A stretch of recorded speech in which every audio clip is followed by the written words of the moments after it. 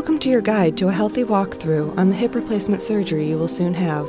This video will talk to you about the precautions and expectations about the surgery to give you a better understanding on what will happen. Over time, the hip joint wears and tears, breaking down the cartilage that prevents the femur head, or top of your thigh bone, from rubbing against the acetabulum socket, or your hip socket.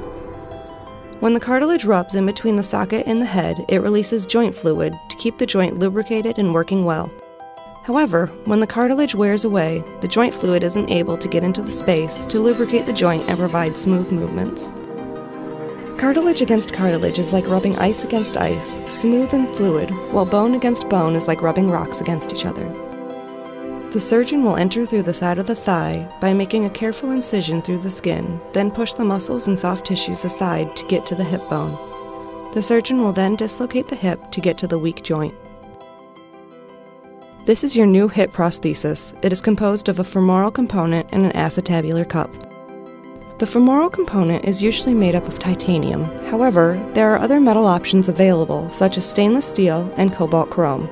The acetabular cup is composed of new cartilage polyethylene, which is a kind of plastic. The textured area helps the bone fuse itself onto the component and make the two become one. To begin the surgery, your surgeon will remove the top part of the femoral head, then insert the femoral component into the femur chamber.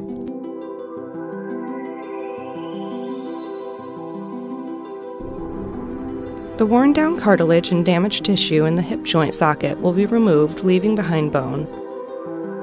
After removing the bad cartilage, the acetabular cup is put into place. To secure the cup there, your surgeon will then place screws in. This will prevent any shifting. Once both parts of the prosthesis are secure, the hip is resecured in place. Carefully, the surgeon will repair the muscle and soft tissue up to the outer layer of skin. Once you have your surgery, there are a few precautions you must take to make sure your hip heals properly and that you don't damage or hurt yourself. Do not cross your legs, do not twist at the waist, and do not bend more than 90 degrees. If these movements occur, it is okay, though it will increase the chance of dislocation. If you have any concerns, talk to your doctor to discuss further cautions and precautions about your new hip. You will be led to a swift and healthy recovery. Thank you for watching and enjoy your new hip prosthetic.